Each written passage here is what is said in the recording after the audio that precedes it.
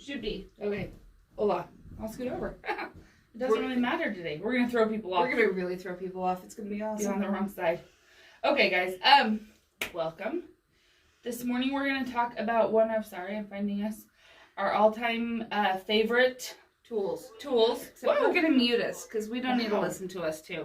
Volume's up. I'm on top of things. We love design boards. True. We love them. They're awesome.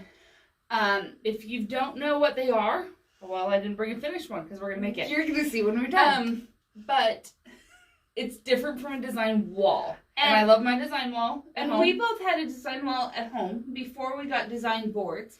And when we first heard about them, it's like, well, what do I need that for? I have a wall. And they're different. And then, for Christmas, 3 years ago, Mom gave us this quilt kit. It's called Sew by Row by Lori Holt. And Liz and I were going to work on it together. And before we quilted for work. Right. It was a long time ago. A while ago.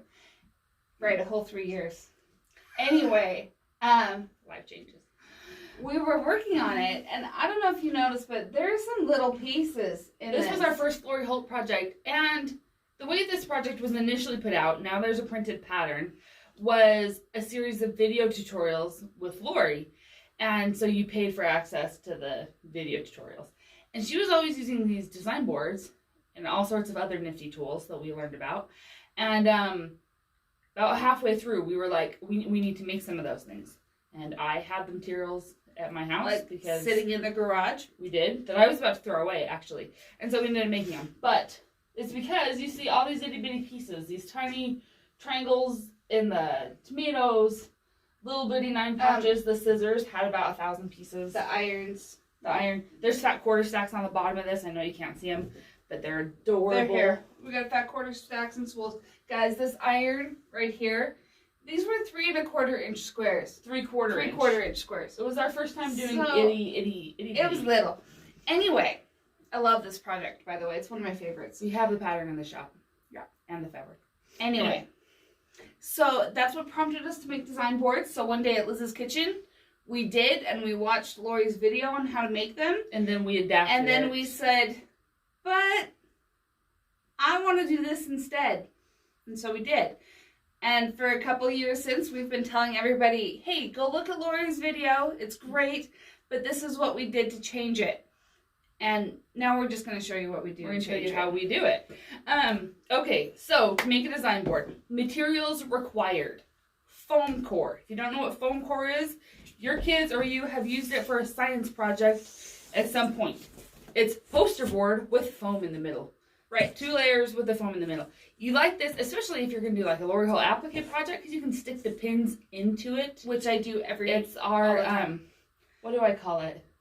I don't know. I did one once. It looked like, it's like words aren't working for me. Not voodoo doll. It's the acupuncture. Yeah, it's your fabric acupuncture. Fabric acupuncture. Anyway, so we start with a nice big piece of foam core. You can, guys, this is leftover foam core from my husband's office. It's been in my garage for 4 or 5 years. He brought home like 15 pieces one day because his wife's crafty, and he's like, we have kids and we could use this. And it's sat in my garage forever. Jen and I made design boards out of it, like I said, 3 years ago. And here I am making more design boards out of the foam core in my garage. If you don't have a husband who brings it home from work, it's available at any store. I mean, craft store, any office craft supply store, office Walmart, supply, I think, has foam core. There are various widths and strengths of it. Don't get the really flimsy stuff. Don't get the really flimsy stuff. I have, and I mean, they just flop. They don't hold up. Not worth the effort. A good chunk of foam core. Mostly they're the 24 by 36 pieces. So the initial, because Jen and I are stingy, ones that we made 6 out of 1 piece. So they were 12-inch. So they were 12-inch squares, which was great. They're still like my standard size. Yes. But we're going to make some 18s today because I decided I needed bigger. Sometimes you need some bigger ones. Okay, so you need foam core. The next thing you need is a piece of some sort of straight batting. Okay, yes. We need batting. About supplies, darling. Well, you need a straight edge. That's a supply. Well, you do need a straight edge. A piece of batting that's going to be the size of your finished design board. You can just cut it big and trim it. To me, that's harder. It's easier for me to cut it to my size. batting. We are going to cut all of this out to be 18 inches. So I have my giant 18-inch square. And so it's just easier for me to stick an 18-inch square on batting. But if you're making like the 12-inch size, I mean, a lot of times we have 12 inches left over from a quilt. I know I have. This is still quilt leftovers. Batting scraps everywhere. So it's a great way to use up those scraps that are sitting around.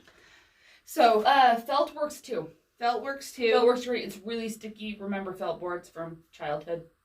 Felt works great. So if you it's don't not have as batting, sticky as batting, but you can buy felt and it's cheap and easy. The next thing is some sort of adhesive. Lori suggests hot glue. Jen and I suggest that makes it lumpy. And we're lazy too. And so I suggest spray adhesive. Spray adhesive. This is cheap spray adhesive, you guys. This is Elmer's.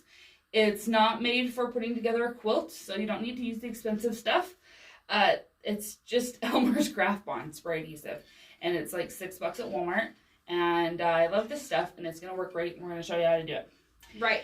And then next, we are going to use some hot glue. To get our binding around the edge. The binding makes it cute around the edge. And finished. So we have our binding. I'm going to show you, I've got 2 different kinds of binding here. I'm going to show you why in a little bit. And then... Oh, you wanted the X-Acto knife? Oh, the X-Acto knife to cut your foam core. Okay?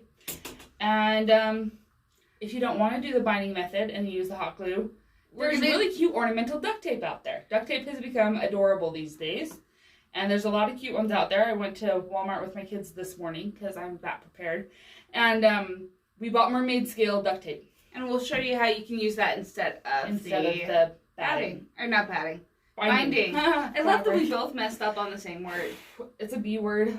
We're good. All right. Anyway, okay. So, should we cut foam core? Let's get started. Let's cut some foam core. So I've pre-cut a bunch of them, but I'm going to show you a trick with cutting foam core if you've never done it. Except she's going to trade me places. Oh, you want me to cut on the cutting mat? I'm thinking you should not cut on the nice wood table. Whatever, I cut it on my countertop yesterday. You don't Your cut through all the way. Granite. It's okay, not. fine. No, it's not granite. From You're Mecca. right. I have a cheap counter. Okay, so I'm going to make this 18 Like inches. You want to have a straight edge. It's hard to cut through straight otherwise. I think when we did this last time, I used my drafting T-square.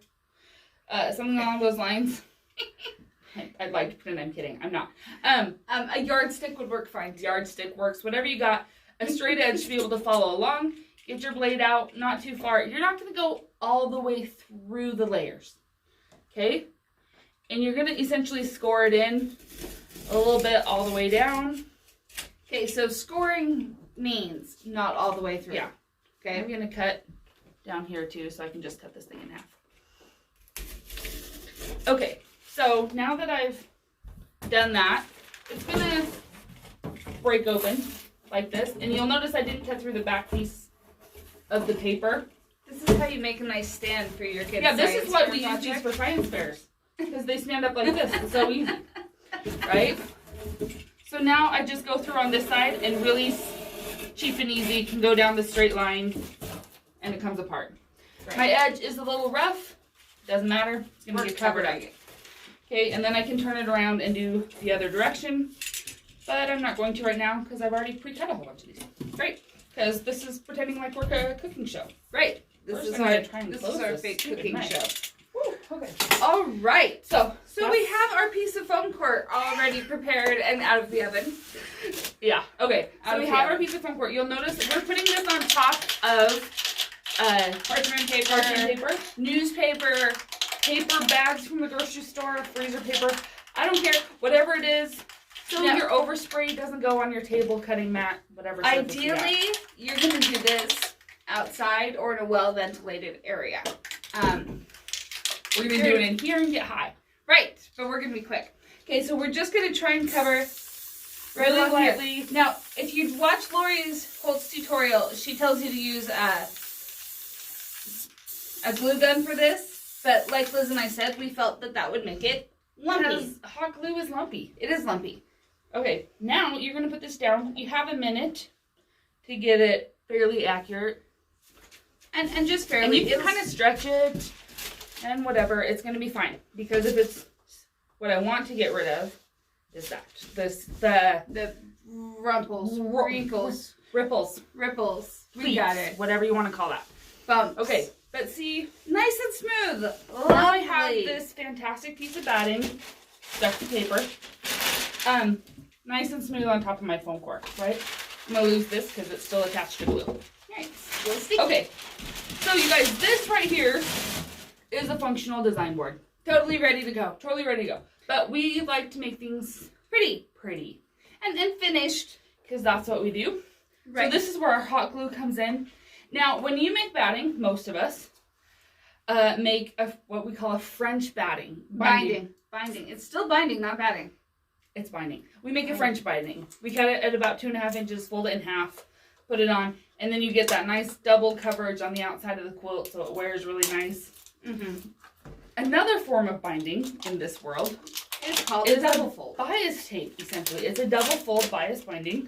But it doesn't have to be done on the bias. Yeah, and so it's that French batting folded in half and then folded French binding, folded in half. Blah, guys. And then folded in half again. So it's that same 2.5 inch strip, but with 4 pressed folds. Okay, if you're going to use it, so if you want to turn this into this, you just open up, you still want that initial fold, you open it up, and you're going to press here, and press here, all the way down, and then you have This your bias binding, your double fold bias tape binding. Okay, and then we just put this on with some hot glue. We're gonna, like I said, open it up, and this fold, you guys, It's really tricky. essentially cover right here, and it folds over on both sides. And because this isn't a quilt, it doesn't have to be even. No, So, it doesn't have to be even. Perfection, not required. Really easy, you guys. Just a little bit of hot glue. If her thing's on. I hold on. The hot glue's not on. Well, it's because I didn't turn the Oh, she didn't turn the power I strip didn't turn. on. I plugged it in, but I didn't turn the power Good job. strip on. Okay. The other way to do this, actually, do you want to spray a second one? Let's spray a second We'll one do so one we can each do way. both. Is with our fancy schmancy duct tape. Fancy schmancy. Except I'm gonna trade you places. Okay. Because I'm gonna spray the. Actually, I'll spray. You do duct tape. I'll duct tape. This is awesome. Okay. I'm gonna All spray right. this one. She's gonna spray. So duct tape. Really fancy. Where's your scissors? Hold on, I need scissors. She's being needy. I am. This is not super smelly.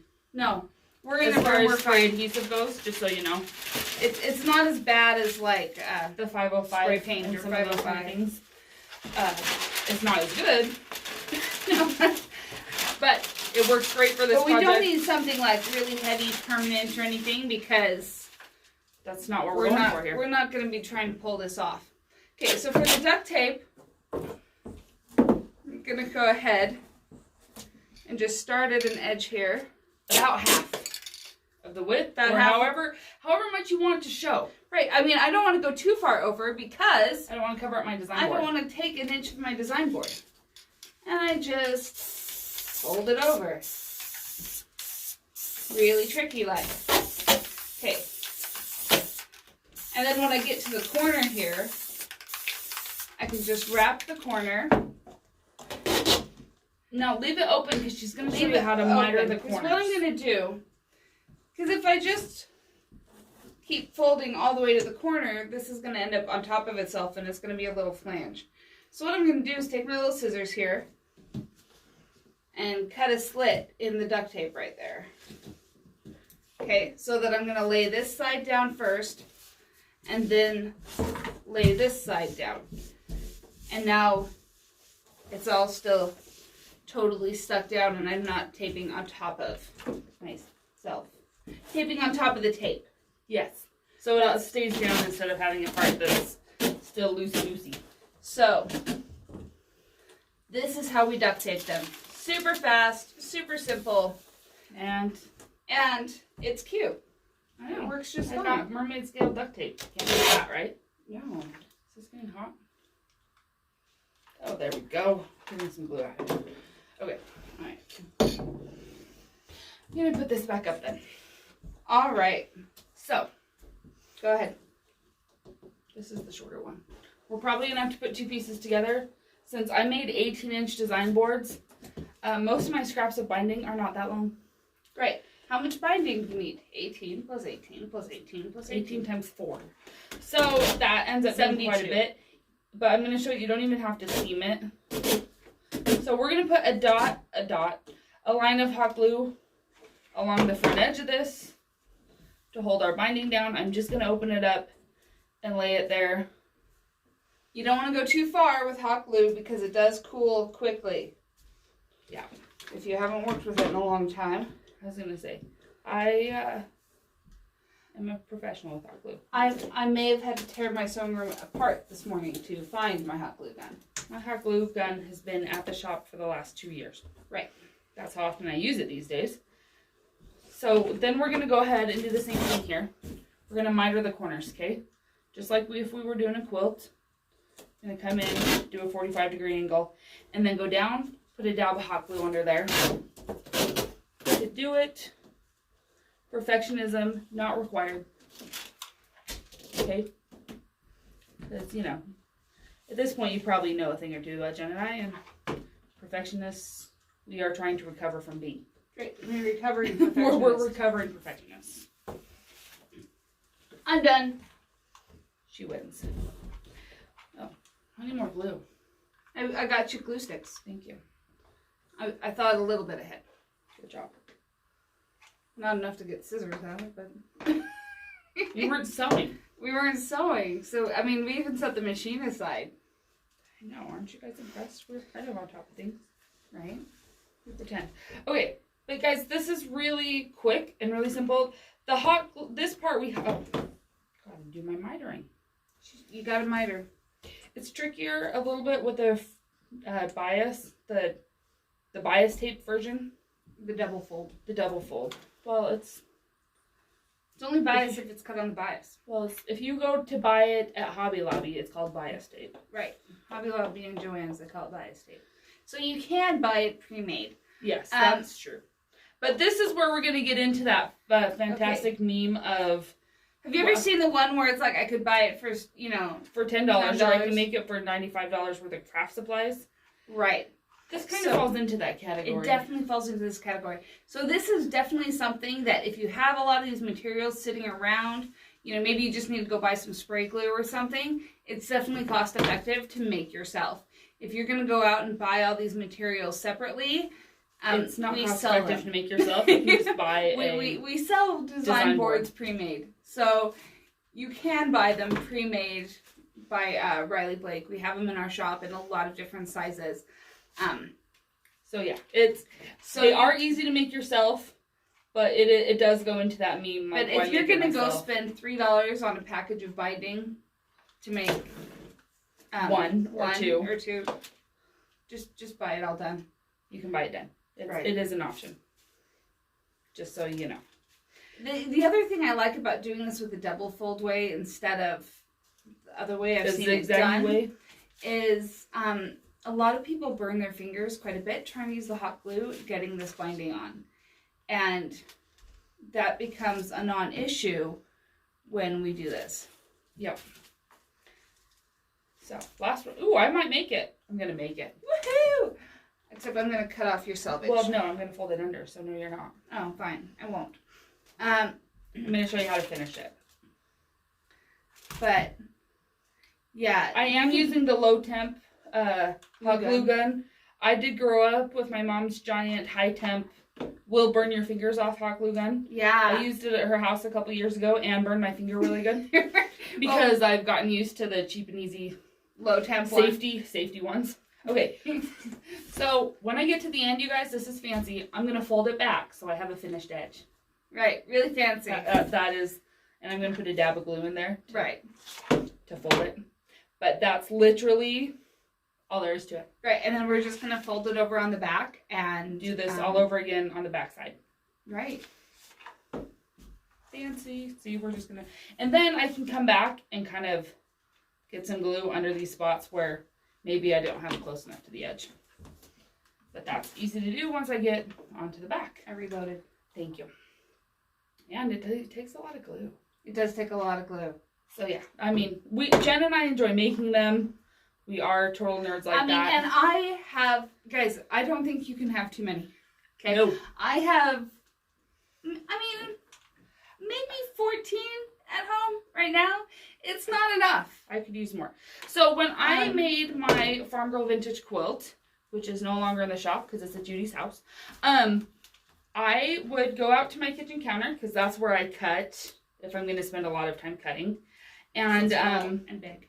And I would cut 12 or so blocks at a time, however many design boards I had. I'd cut that many blocks and get them all laid out. And the picture I posted on Instagram today, that's from back when I made that quilt. And if you search Instagram under the hashtag Liz's FGV, Farm Girl Vintage, you will find every single block for that quilt laid out on a design board. Mm-hmm. And it really, really sped up that process because then I could chain piece the quilt. I could work on multiple blocks at a time and stay organized. The beauty of them is you can lay out all your blocks as they need to be put together on here. So I can lay out all my pieces, and so I don't have to go back to the pattern every seam to figure out what comes next. So if you look at the one I posted this morning, it was the red barn. And after you sew it together, you just put it back out. You just put it back where it goes. So it makes that a lot easier. The other thing that's awesome about making these is, see this back side of it? It's this slick poster board foam core. It's not sticky at all. Mm-hmm. So a lot of times we make these and we stack them up. So I will have 8 stacked of different blocks ready to go. And then they can move. So this is where we found them to be really beneficial versus the design wall. Because on my design wall, that's where I put my blocks as I'm arranging my quilt. But when I'm having to do each seam, I mean, my sewing room's small. It's like 8 inches wide, 8 feet. It is small though. 8 feet wide, right? But from going from my sewing machine on this side of the room to my design wall on this side of the room, it's still a lot of movement for every seam. Whereas I could just have it sitting on the right hand of my sewing machine right here and grab it. And so it really does simplify that process. And I know a lot of people, their sewing rooms are a lot bigger. Well, and especially if you sew on your kitchen table and you need to be able to right. project That's the other thing, is if you don't have a dedicated sewing room, this way you can lay it out. Stack your blocks. Stack them on here. And maybe put an empty one on top. You can wrap it in a rubber band. If you've ever seen Lori do it, yeah, she'll do a whole bunch of them and put a giant rubber band around the top, like a gift wrap, and then you can travel. Right. If you saw our Liz Hartman dinosaurs video, you'll see that we used them there. In fact, those blocks are big with 1 million pieces. We had it spread up across like 3 design boards, the one block, but it kept it organized. And so when you're doing it makes lots of piecing that stuff so much faster. And I did it where I did like 6 dinosaurs at a time, and so I had them stacked on top of each other. Here we go. So I knew, the orange went with the orange dinosaur and etc. So this is the binding version with scrap binding. Right. And I will go through in a minute and tack down a few spots. I need more glue. And then this is the duct tape version. Also adorable. Right. Both quick and easy. And they are, like I said, as far as I'm concerned with small piecing, game changers. And travel sewing. So our theme for this month is kind of being on the go.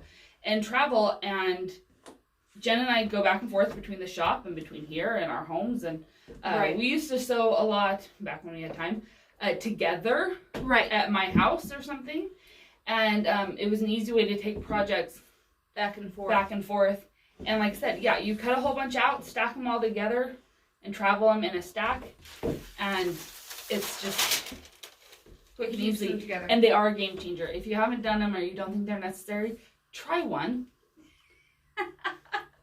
And it'll be like your first quilter select ruler. And you'll need more. Right. And then you might find yourself deciding, I'm not going to sew today. I'm going to make design boards. And you know what? We spent a day when we were doing this project making design boards. And it was worth losing the day sewing. It was not a day And wasted. It wasn't a day. It was like an hour and a half. But well, we also naturally assembly line everything. Yeah, it's kind of how we are. Sorry. But anyway, it doesn't take long. But when it comes to different sizes, sorry, saw the question. I like having a variety of sizes. Now, that said, I like having them consistent. So I have my stack of 12-inch design boards. Right. Because I like that they're consistent and they can all stack nice and neat. And now I'm creating myself a stack of 18-inch design boards. Mm-hmm. And they're both very useful. In the shop, I think we sell 10s. I made myself like 15s a and 20s. Stack of 10s for some of my smaller projects.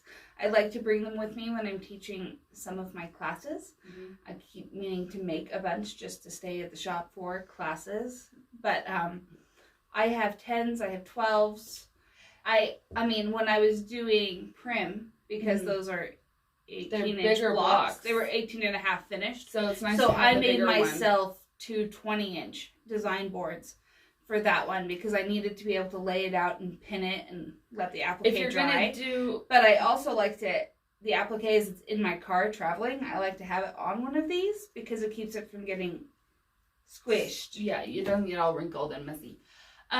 So, yeah, there's your answer. A variety. We like having a variety of sizes. A variety. The 12, I use my 12s a lot, but the 18s are going to come in super handy because I need it bigger. The other thing... If you were to pick one size to make to begin with, I'd go with 12.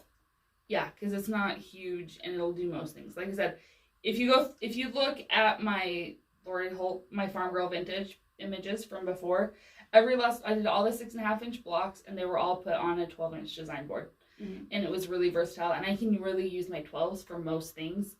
I am excited to have bigger ones. Now, you can make whatever size you need. So if you're doing Nebula and those are like 20-inch long blocks, make a big one. Make a 24-inch one. You totally can. Or you can make it, Carrie was in the shop yesterday. She teaches a class and she has one that she makes for when she teaches her class. And I think it's like 18 by 24. Right. And it's great because it's like easel size where she can really demo steps of what she's doing. Right. And so you can make it whatever size you think is going to be most helpful for you and what you're doing. And if you're like me, you have a variety. And the beauty of it is that it doesn't take up a ton of space in my sewing room. They get put behind my 12-inch ones are all on a bookshelf. A cupboard. The big ones get like leaned up next to a stack of things, but they all stack up nice together, and so they don't take up a ton of room. I'm throwing paper around. But yeah, we find them to be very useful and very versatile, and we'll be using them for our next week couple videos because that's why we made them today. We made them today so we can use them some more. But right, yeah, because next week we're doing some. Are we doing small piecing next week or raw edge applique? I think we're doing applique. One or the other. One or the other. Our next two videos. Tiny piecing and raw edge applique. So, you'll see. That's what we'll do. We'll figure it out and we'll let you know which one. But it's going to be one of those two things. And if it's not the one you had in mind, it'll be that one the next week. Right, I promise. So, that's our plan. Hey, Jenny's finished it. Yay. Awesome. Well, have a great day, everybody. Weekend. It's almost the weekend. Guys, my husband went back to the office today. It's only been a year. It's been a year. I'm so happy. It's awesome. Anyway, all right. Have a good one. See ya. We'll see ya. The IG, my Instagram, the hashtag I used real fast is Liz's FGV. So LIZS FGV. That's the hashtag. You'll find all my Farm Girl Vintage blocks. Okay. See ya.